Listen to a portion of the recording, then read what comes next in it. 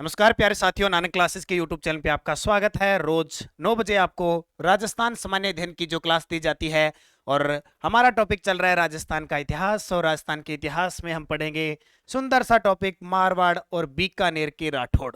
मारवाड़ और बीकानेर के राठौड़ों के महत्वपूर्ण प्रश्न। ये प्रश्न वो हैं जो शाम को नानक क्लासेज ऐप में 5 से 6 बजे के बीच आपको राजस्थान सामान्य अध्ययन की टेस्ट में मिल जाते हैं।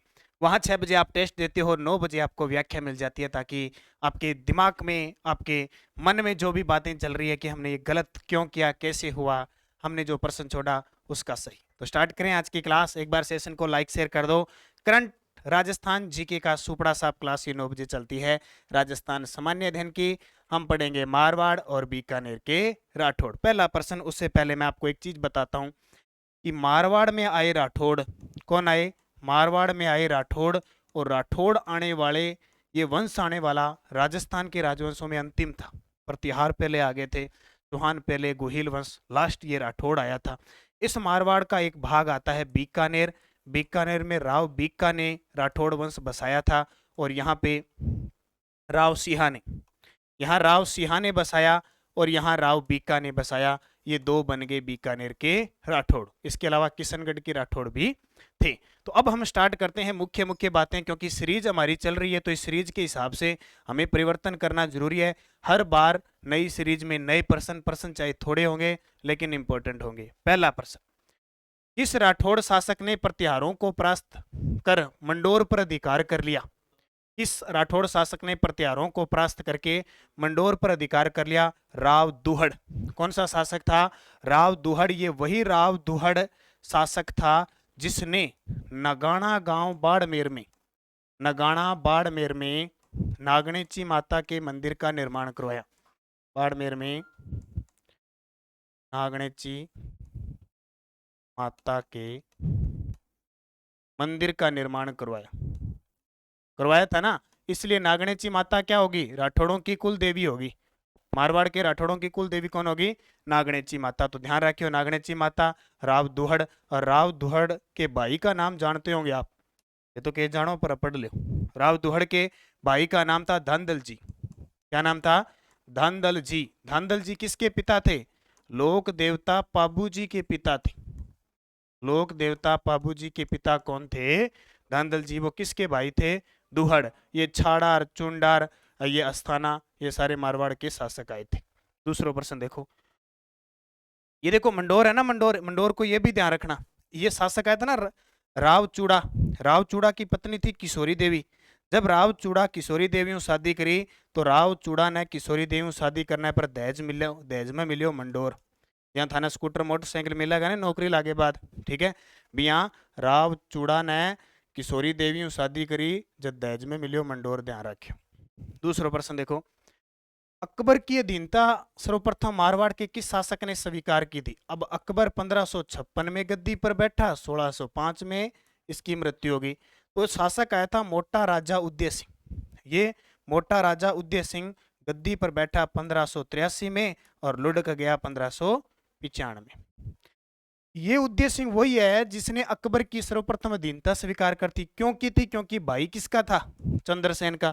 जब चंद्रसेन ने इसको गद्दी पर नहीं बैठने दिया तो अकबर के दरबार में चला गया और अकबर की अधीनता स्वीकार कर ली। अकबर ने खुश होके, ला भी उदय सिंह है तू मक्कू ठीक है, तेने उपाधि दे दी मोटा राजा की। और भी खुश हो गयो उदय सिंह। कभी मन मक्कू कह दियो, मोटा राजा कह दियो। उदय सिंह ने अपनी पुत्री की, जो पुत्री की भानुमती, यह आता है इतिहास में, नाम आता है इसका जोधाबाई, इसकी शादी कर दी इसके पुत्र जहांगीर से। और जहांगीर से जो पुत्र उत्पन्न हुआ उसका नाम खुर्रम था, जो इतिहास में शाहजहां के नाम से प्रसिद्ध हुआ। ये बड़ा खुश हो गया। ठीक है, कौन सा उदय सिंह? मोटा राजा उदय सिंह। अगला शासक देखो, मारवाड़ का कौन सा राठौड़ शासक 1438 तक मेवाड़ के शासन की देखरेख करता था? रणमल। कौन है? रणमल। और रणमल कौन हो? ये रणमल था राव चूड़ा का पुत्र। इसका राव जो चूड़ा था ना उसका पुत्र था। और इसने अपनी बहन, इनकी बहन ही हंसाबाई, हंसाबाई का विवाह, इसकी बहन थी हंसाबाई, राव चूड़ा का ये पुत्र था। और हंसाबाई की शादी कर दी लाखा के साथ। आपको मेवाड़ में मैंने बताया था ना, राणा लाखा लक्की हो, इंगे काल में पिछोला झीलमणि जावर की चांदी की खान निकले और हंसाबाई की शादी लाखा से हुई। इस शर्त पे इनसे उत्पन्न पुत्र क्या बनेगा? मेवाड़ का शासक बनेगा। कौन बना? मोक्कल बना।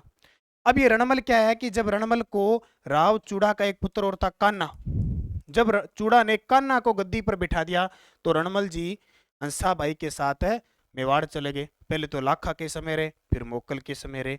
जब कुंभा आया, कुंभा कुंभा आया, कुंभा ने क्या किया? रणमल के बढ़ते प्रभाव को देखकर बारमली की सहायता से 1438 में इसको मरवा दिया। ये बारमली वैसे रणमल की दासी थी और ये स्वामी भक्ति, इसलिए कुंभा के कहने पर इसने रणमल को मार दिया। 1438 में रणमल की हत्या किसने की? बारमिली ने जहर दे दिया था कुंभा के कहने पर। तो 1438 तक ये मेवाड़ में शासन की देखरेख करता था। देखरेख तो क्या करता था ये? इसने राठौड़ी अपनी जो सेना है राठौड़ी सामंत तैयार कर लिए थे और कुंभा की इसके साथ बनती नहीं थी। गिरी सुमेल का युद्ध कब लड़ा गया? बहुत ही शानदार युद्ध 5 जनवरी 1544। किस किस के बीच? मालदेव वर्सेज शेरशाह सूरी।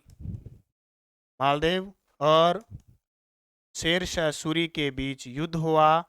इस युद्ध में मालदेव के 2 सेनापति जेता व कुंपा लड़ते हुए वीर गति को प्राप्त हुए।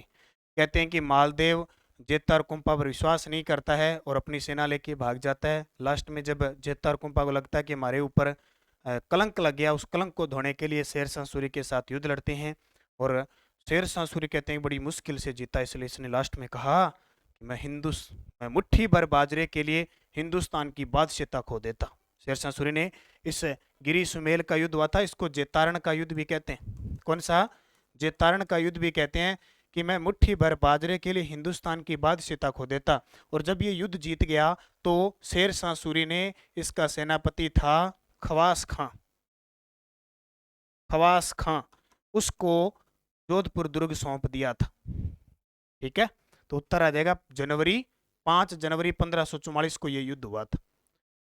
और ये राजस्थान अध्ययन की टेस्ट सीरीज है अभी, जिसने ज्वाइन नहीं किया जरूर ज्वाइन कर लेना। राजस्थान भूगोल, इतिहास, कला, संस्कृति सारी है 200 रुपये में। 31 दिसंबर 2023 तक इसकी वैलिडिटी रहेगी। संडे को छोड़कर रोज टॉपिक वाइज टेस्ट मिल रहा है। आज टॉपिक, कल टॉपिक और 9 बजे मैं इसकी व्याख्या दे रहा हूँ। तो नानक क्लासेज ऐप में जाइए, आपको राजस्थान जी की ओर से कहीं से पढ़ने की जरूरत नहीं है। और जैसे सीरीज चल रही है, जैसे एक सीरीज पूरी होगी फिर दूसरी सीरीज, तीसरी, अब जैसे दूसरी चल रही है, दूसरी में भूगोल हो गया, इतिहास चल रहा है, कला संस्कृति हो गई, फिर राजनीति आ जाएगी, फिर बदल के वापस आ जाएगी और बदल के प्रश्न होंगे। और पूरे ऐसे नहीं कि पहली सीरीज दूसरी आपको नहीं मिले, आप टेस्ट लगाते रहिए हर प्रकार के, पीछे वाले आगे वाले सारे, ये आपको फायदा मिलेगा।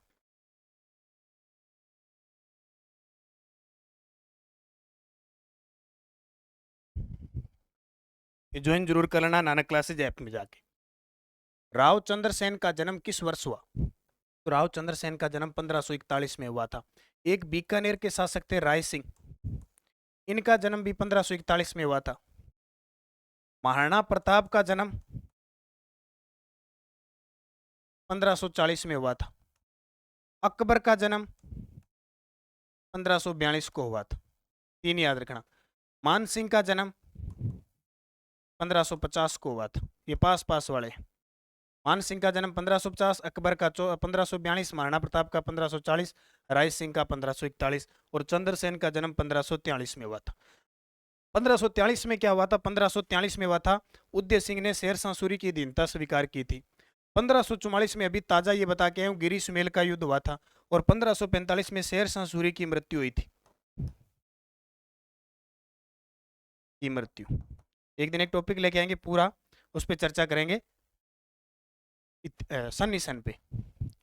बीकानेर के राय सिंह ने कौन से 2 मुगल बादशाहों की सेवा की थी? ये बीकानेर का जो राय सिंह है ये 1574 से लेकर और 1612 तक, 1574 से लेकर 1612 तक राज करता है। इसका मतलब है अभी 1574 में अकबर था, बिल्कुल, और 1612 में जहांगीर था, बिल्कुल, ये दोनों सही हो जाएंगे, अकबर और जहांगीर की। ये अकबर का दूसरा विश्वास पात्र था, जबकि जहांगीर का ये प्रथम विश्वास पात्र था राय सिंह। मुगलों का इसे आधार स्तंभ कहते हैं, मुगल साम्राज्य का स्तंभ किसको कहते हैं? राय सिंह को। इसको राय सिंह, बीकानेर का शासक भाई, जिसने जूनागढ़ किले का निर्माण करवाया था। मालदेव की वह रानी जिसने मंडोर के निकट बहुजीरो तालाब का निर्माण करवाया, मालदेव की वह रानी जिसने मंडोर के निकट बहुजीरो तालाब का निर्माण करवाया, यह है स्वरूपदे झाली। ये स्वरूपदे झाली जिसका पुत्र था, जिसे हम मारवाड़ का प्रताप कहते हैं, रावचंद्र सेन, इसका पुत्र था। और रावचंद्र सेन को मालदेव ने 1562 में राजा बनाया था। ठीक है, उमादे भटियाणी ये और थी। एक और उमादे याद रखना है, राव लूणकर्ण भाटी की पुत्री थी उमादे, जो इतिहास में रुठी रानी के नाम से प्रसिद्ध है। मालदेव 1531 में गद्दी पर बैठा, 1562 में इसकी मृत्यु हो जाती है। 52 युद्धों का विजेता कहते हैं, हसमत वाला शासक कहते हैं। मारवाड़ जोधपुर कौन सा शासक नाथ संप्रदाय का अनुयायी हो गया था, जिसने जोधपुर के मठ महामंदिर का निर्माण करवाया? शानदार प्रश्न है। जबकि महामंदिर मान सिंह, इतना याद रखना, महाराजा मान सिंह ने महामंदिर का निर्माण करवाया। यही शासक था जिसे सन्यासी राजा कहा जाता है। मारवाड़ का सन्यासी राजा कहते हैं। ये वही राजा था जिसने ईस्ट इंडिया कंपनी से संधि की। ईस्ट इंडिया कंपनी से संधि की। कौन सा राजा? महाराजा मान सिंह। ये वही राजा था जो गिंगोली का युद्ध लड़ता है कृष्णा कुमारी के चक्कर में और जयपुर के जगत सिंह से हार जाता है। ठीक है, अगला, जोधपुर नरेश मान सिंह की रानी भटियाणी प्रताप कुंवरी ने अपने द्वारा बनाए गए मंदिर को पुनः अन्यत्र बनवाया, क्योंकि पहले वाला मंदिर जमीन में धस गया था। उसने उसकी प्राण प्रतिष्ठा 1857 में कराई थी। उस मंदिर का क्या नाम था? ये प्रश्न देखो, ये प्रश्न शायद अभी वीडियो मेंस का एग्जाम था, पता नहीं आरएस का एग्जाम था, उसमें इतना बड़ा क्वेश्चन आया। प्रश्न को पढ़ो, देखो भूल जाओगे याद आग तो। जोधपुर नरेश मान सिंह की रानी भटियाणी प्रताप कुंवरी ने अपने द्वारा बनाए गए मंदिर को पुनः अन्यत्र जगह, यानी एक जगह बनाया था दूसरी जगह बनवाया, क्योंकि पहले वाला मंदिर जमीन में धस गया था। और उसने उसकी प्राण प्रतिष्ठा 1857 में कराई। उस मंदिर का नाम क्या था? तीजा मांझी का मंदिर। ये देखो मंदिर भी गजब के, तीजा मांझी का मंदिर। अब कई कई मंदिर क्या होते हैं, ऐसे होते हैं। देखो एक जगह बनवाया, फिर उस वहां ये धस गया था, उसको दूसरी जगह बनवाया। पूरा का पूरा ही वो मंदिर कौन सा था? तीजा मांझी का मंदिर। ये महामंदिर तो मान सिंह ने बनवाया था। औरंगजेब द्वारा निम्न में से किसे माही बरातीव की उपाधि दी सम्मानित किया गया? तो माही बरातीव की उपाधि महाराजा अनूप सिंह को दी गई थी।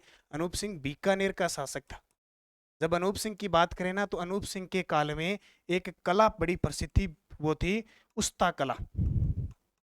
उस्ता कला का स्वर्ण काल कहते हैं अनूप सिंह के काल को। अनूप सिंह के काल में जितने भी लगभग संस्कृत ग्रंथ थे उनका राजस्थानी भाषा में अनुवाद हुआ था।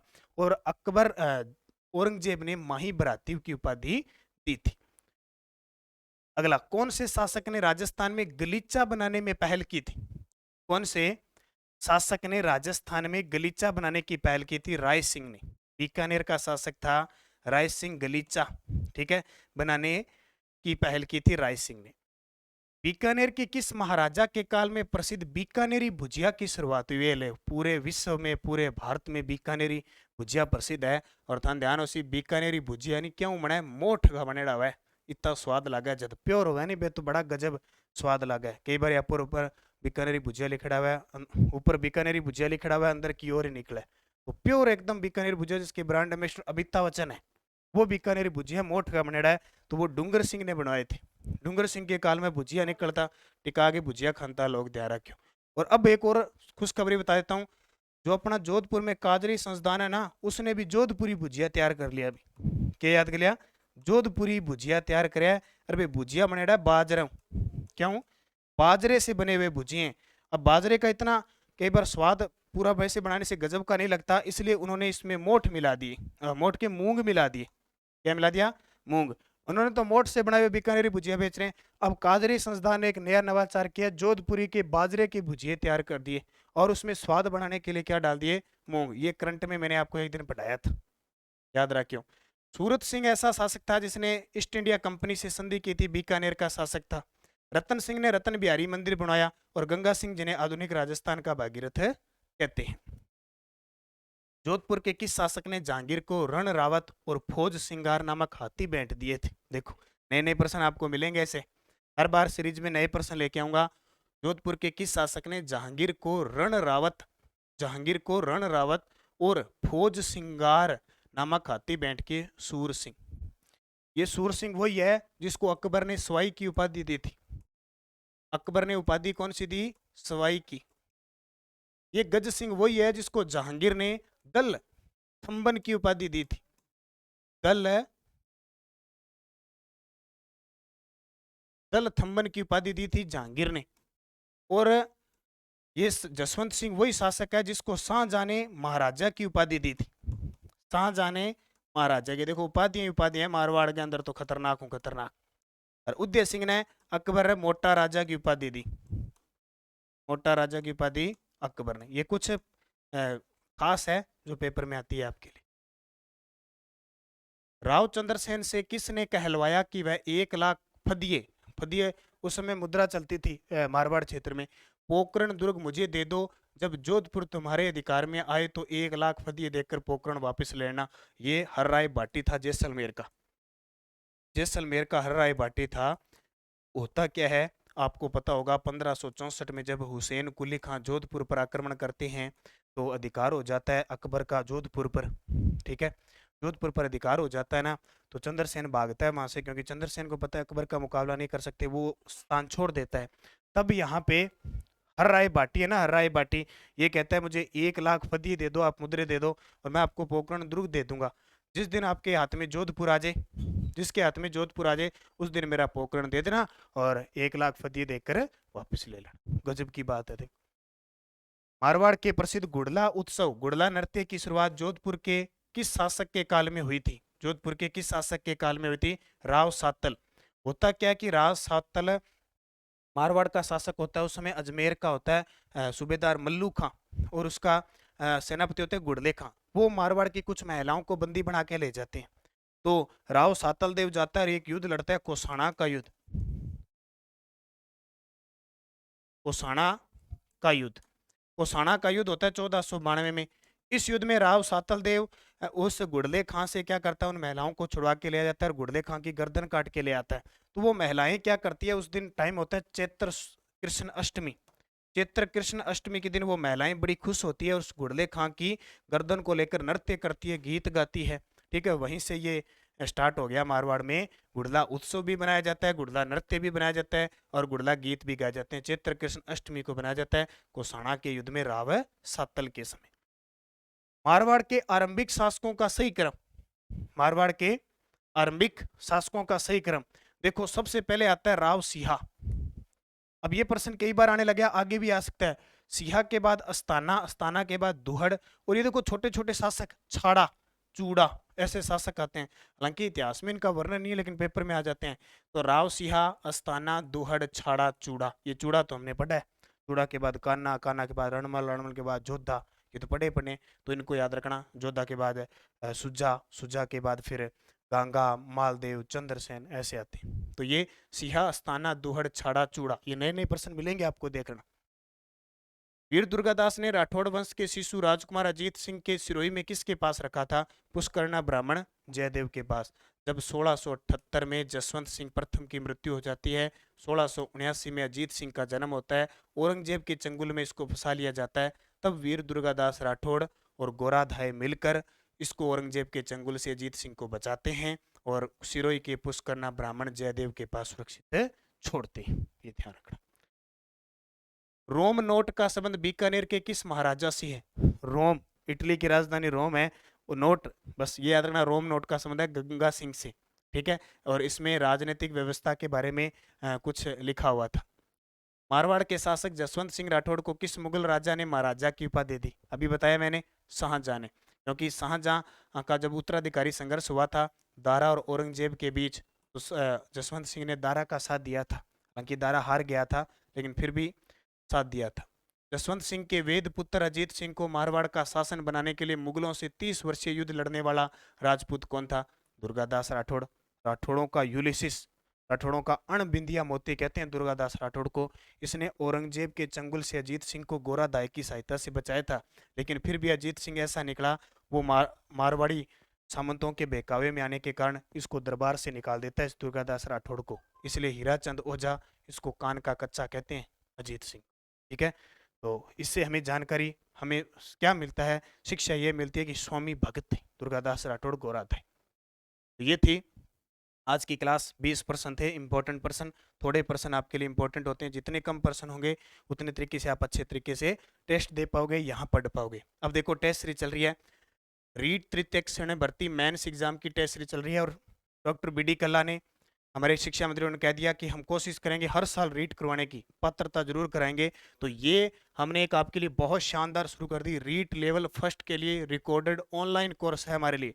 सिर्फ 999 रुपये का ये कोर्स है। इसमें आपको पूरा मेंस एग्जाम में जितने भी 150% के जितने सब्जेक्ट है वो सारे कवर करवाए जाएंगे रिकॉर्डेड क्लास के साथ, प्लस पीडीएफ दी जाएगी, प्लस इसमें आपको टेस्ट दिए जाएंगे। तो जो विद्यार्थी रिकॉर्डेड पहली बार तैयारी कर रहा है ये ज्वाइन कर लेना, बहुत शानदार है। ऐप में लिंक शुरुआत हो चुकी है, टेलीग्राम पे मैंने डाल दिया, नानक क्लासेज ऐप ज्वाइन कीजिए और लीजिए। पीटीआई की भर्ती श्योर है, अगर रीट की आएगी तो पीटीआई तो श्योर सीधे पड़ी है। फर्स्ट पेपर सेकंड पेपर की टेस्ट सीरीज चल रही है असिस्टेंट प्रोफेसर की, और ये आपके लिए जीके की रामबाण साबित होने वाली 6 से 12 की पुस्तक के चैप्टर वाइज टेस्ट सीरीज शुरू हो चुकी है मात्र 100 रुपये में, जैसे मैंने पहले चलाई थी। 6 से 12 टोटल आपको टेस्ट मिलेंगे। कक्षा 6 और कक्षा के 7 2 टेस्ट इसमें डाले जा चुके हैं। बाकी कक्षा 9, 10, 11, 12 इनके एक एक चैप्टर के जितने भी भाग क्वेश्चन बनते हैं वो सारे डाले जाएंगे। कांस्टेबल की टेस्ट सीरीज शुरू हो चुकी है, एसआई की टेस्ट सीरीज चल रही है, रीट लेवल मेंस की अगर अकेले टेस्ट लेना चाहते हो तो टेस्ट सीरीज चल रही है। रीट लेवल प्री के लिए देखो बहुत सारे विद्यार्थी कमेंट कर रहे हैं कि सर प्री का लिंक नहीं मिल रहा है, तो प्री का लिंक एक्टिवेट हो चुका है ऐप के अंदर। पात्रता के लिए ये है, बाकी सामान्य अध्ययन है, फर्स्ट ग्रेड है, करंट है, सेकंड ग्रेड है, यानी सारी है टोटल जितनी नानक क्लासेज ऐप में चल रही है। 1-2 दिनों में आपकी सूचना सहायक शुरू हो जाएगी, ठीक है। तो ये सारी पढ़ो, अच्छे तरीके से मेहनत करो, जो भी जिस विभाग की तैयारी करो आप टेस्ट सीरीज लेके अभ्यास करो। धन्यवाद। जय हिंद, जय भारत, जय राजस्थान।